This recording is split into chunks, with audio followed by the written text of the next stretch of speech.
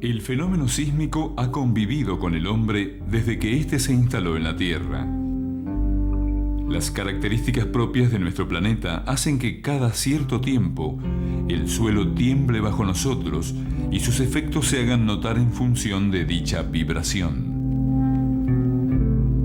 El mapa de la distribución geográfica de los terremotos nos indica que la mayor parte de la energía sísmica se libera en las costas del Océano Pacífico, región conocida como el Cinturón de Fuego, debido a que en esa zona existe también gran actividad volcánica.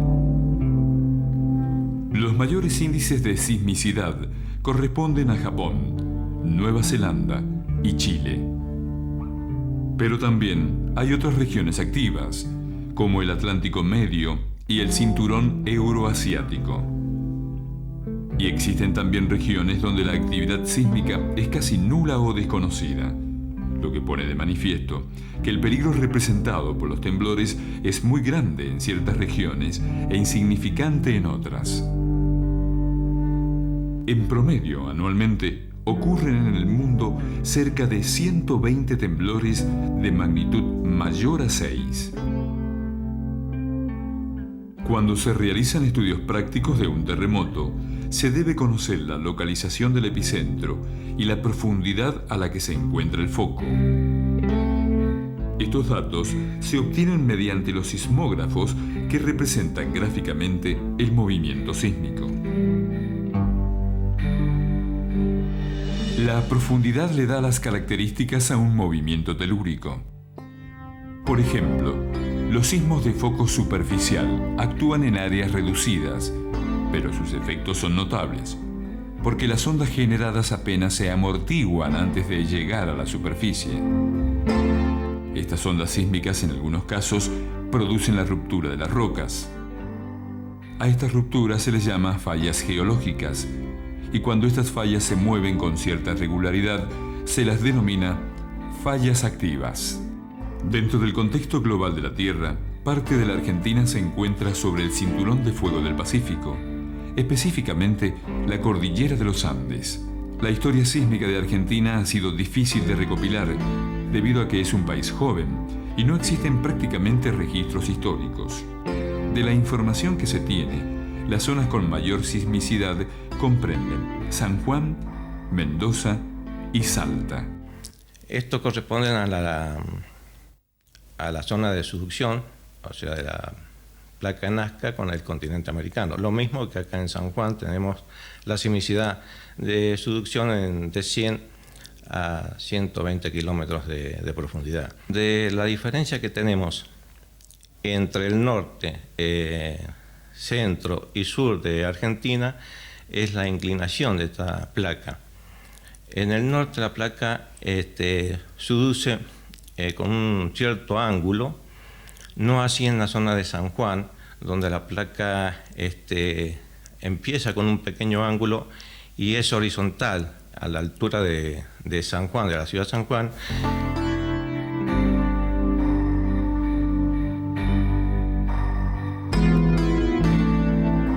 El primer antecedente en Argentina de un sismo destructivo es el de Talavera de Esteco, en la provincia de Salta, que el 13 de septiembre de 1692 destruyó por completo a esta pequeña aldea. En el transcurso de los siglos siguientes, incluido el siglo XX, se produjeron en la región movimientos importantes. Tanto los terremotos destructivos como los de menor trascendencia son lo suficientemente demostrativos de que las provincias de Salta y Jujuy se encuentran dentro de una región sísmicamente activa. Hubo movimientos también en Catamarca, La Rioja y Tucumán durante el siglo XIX, en algunos casos con daños importantes. La ciudad de Mendoza, asentamiento fundado en el siglo XVI en un sitio de ocupación indígena, fue destruida por un terremoto el 20 de marzo de 1861. Por la magnitud del evento, murió el 40% de los pobladores, cerca de 5.000 personas, y se destruyó la casi totalidad de la arquitectura de la ciudad.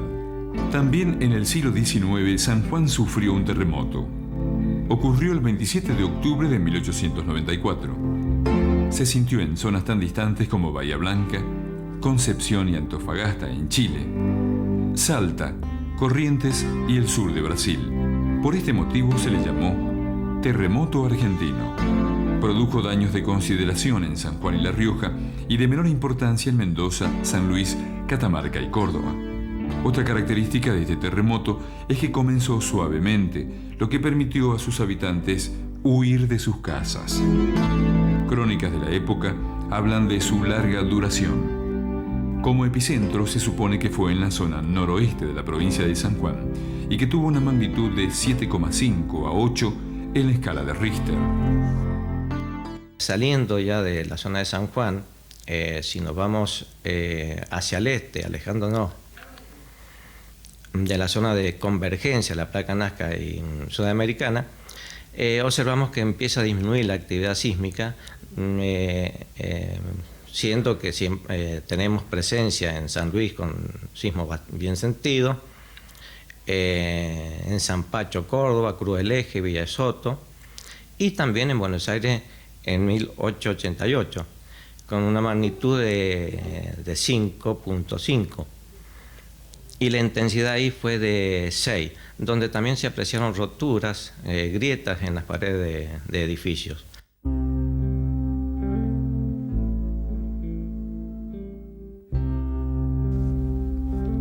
Por otra parte, ya en el siglo XX se produjo el terremoto más importante del sur argentino, al oeste de la isla de Tierra del Fuego. Fue el 17 de diciembre de 1949, con epicentro ubicado aproximadamente en la isla Dawson. Tuvo una magnitud de 7,8 en la escala de Richter y 7 de intensidad en la escala de Mercalli modificada. Este sismo estuvo asociado al desplazamiento de las placas Sudamericana y de Scotia a lo largo de la falla de Magallanes. Lo que podemos obtener de todo este estudio paralelo con el estudio de fallamiento cuaternario y la sismología es evaluar qué potencial puede tener esa falla, el máximo potencial que puede generar esa falla y que será utilizado para fines de edilicios, diques o de algún otro tipo de infraestructura.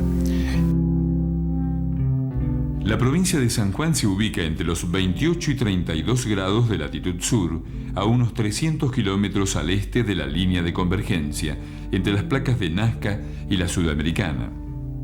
De la convergencia de estas dos placas se generó un régimen de esfuerzos que se mantiene hasta la actualidad.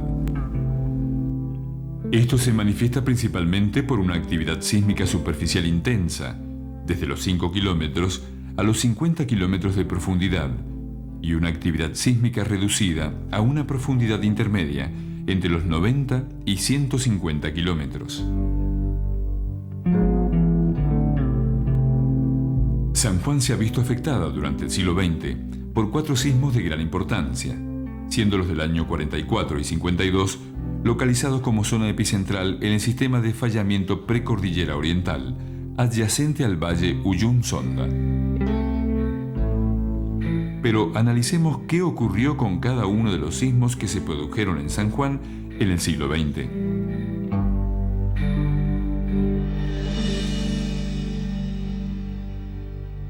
El sismo ocurrió a las 3 horas 12 minutos de la madrugada. Duró aproximadamente 30 segundos y sacudió con fuerza a casi todo el territorio sanjuanino.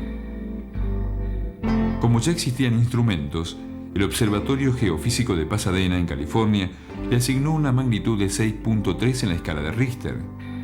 Su epicentro se ubicó en la zona sudeste del cerro Pie de Palo. Fue seguido de numerosas réplicas. Las zonas donde más se sintió fueron Caucete y 25 de Mayo.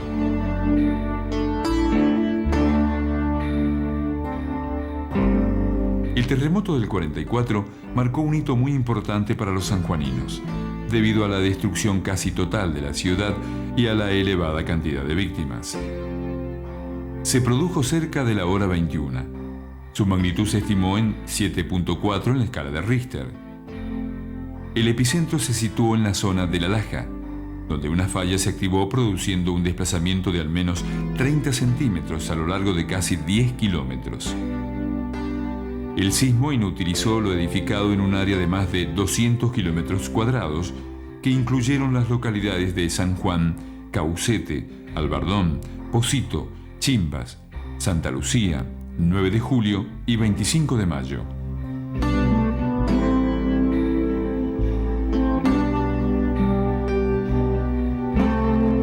Se produjo en una fría noche a las 21:30 horas. Su epicentro se ubicó al sudoeste de la ciudad. Tuvo una magnitud de 7.0 en la escala de Richter y reactivó las fallas de la zona de Rinconada. Los daños de mayor importancia se produjeron en la zona de Rinconada, en Sonda, Pocito y Uyum. Este terremoto, al no tener la magnitud ni los efectos del 44, no es tan recordado por la población. Se lo ha clasificado como evento múltiple porque consistió en 2 terremotos, lo que motivó que fuera de gran duración y en este caso más de 2 minutos. Al primero se le asignó una magnitud de 6.6 y al segundo 7.4 en la escala de Richter. El epicentro del primero de ellos estuvo ubicado en el extremo noreste de la Sierra Piedepalo del departamento Caucete, a una profundidad de 17 kilómetros, y el segundo en su borde suroriental. Su onda expansiva alcanzó todo el territorio sanjuanino y casi todas las provincias del país. También se sintió en Chile y otros países limítrofes. Mi recuerdo es que yo me acababa de despertar y sentí un ruido muy grande que venía desde el Piedepalo. Yo lo sentía que venía. Cuando salimos, yo recuerdo que mi esposo quería abrir la puerta y la pared se nos iba y luego venía y me golpeaba contra la cara. Era terrible, era un bramido como que la tierra se había enloquecido. Y bueno, nosotros como ya tenemos un poco de experiencia y sabemos de que eso es preludio de algo, de un terremoto o algo que es muy característico acá en San Juan, y bueno, como todo instinto de ser humano, a salir afuera. Al salir, al abrir la puerta y salir, nosotros teníamos un reservorio de 20.000 a 30.000 litros de agua. Y lo vi como desaparecía, como se hundía y se desaparecía el agua. Y un reservorio que teníamos ahí de 30.000 litros, que cuando salimos el techo se cayó y después brotaba el agua, manaba casi 2 o 3 metros hacia arriba, era como una fuente, lo mismo que una fuente. Bueno, cuando ya mermó, que vimos caer las casas de un vecino, un techo de una casa que tenemos al lado, que también cayó, y vine al patio, y bueno, un coche que teníamos, un Fairliner dentro del garaje, lo había sacado de como 5 metros de dentro del garaje y lo había traído al medio del patio. Mi familia, mi otra familia que estaba pernoctando esa noche en casa, no pudieron salir debido a que era tan fuerte el movimiento que estaban paradas al lado de la pared y la pared, al moverse, las tiraba de nuevo a la cama. La tierra se abría, como rompía la gramilla, como se sentía el ruido de cuando uno abre, rompe algo, ¿no? Me llamó también muchísimo la atención que el desnivel que había tomado mi casa. Al entrar por el frente y ir caminando hacia el fondo, hacia los dormitorios, me di cuenta que iba bajando. Las zonas más afectadas por el terremoto de 1977 fueron las de Caucete, 25 de mayo, 9 de julio, San Martín y Angaco. En la ciudad prácticamente no se produjeron daños, salvo en algunos edificios, donde se comprobó la mala calidad de la construcción. A partir de los estudios de la neotectónica, se pueden comprender los mecanismos que se producen durante el cuaternario, la fracturación moderna, y localizar e interpretar los movimientos sísmicos actuales. La tierra se abría, como rompía la gramilla, como se sentía el ruido de cuando uno abre, rompe algo, ¿no? Específicamente en San Juan, la actividad productiva se basa principalmente en la agricultura, la industria, la minería con explotaciones a cielo abierto y la producción energética hidroeléctrica. En todos los casos, se requieren obras artificiales de infraestructura, obras de regadío, gasoductos, caminos, líneas eléctricas, líneas de comunicación aéreas o subterráneas, grandes presas, las cuales, a pesar de observar los códigos sismo-resistentes de la provincia, son vulnerables ante los efectos directos e indirectos de un sismo. Por ejemplo, la caída de rocas o deslizamiento de laderas en las zonas con explotaciones mineras ya se han manifestado ante sismos de escasa magnitud. También se ha producido el aluvionamiento de cursos de agua naturales y artificiales y la licuefacción de suelos que perjudicarían tanto a las áreas cultivadas como a la infraestructura asociada. Además, es factible la probabilidad de inundaciones por la rotura de presas y obras de conductos de agua. Por todas estas razones, es necesario conocer la potencialidad sísmica de esta zona y las áreas de mayor vulnerabilidad ante los peligros directos e indirectos producidos por un sismo destructivo. Ahora ya conocemos los antecedentes de nuestra provincia y cuáles son las regiones con mayores posibilidades de experimentar movimientos sísmicos. En los próximos capítulos destacaremos las medidas de prevención, qué hacer y qué no hacer en caso de ocurrencia de un sismo y luego de que éste ocurre para no sufrir consecuencias mayores. También conoceremos un interesante proyecto de extensión que se está llevando a cabo entre investigadores del Gabinete de Neotectónica de la Facultad de Ciencias Exactas, Físicas y Naturales y un colegio sanjuanino con respecto al tema de convivir con los terremotos.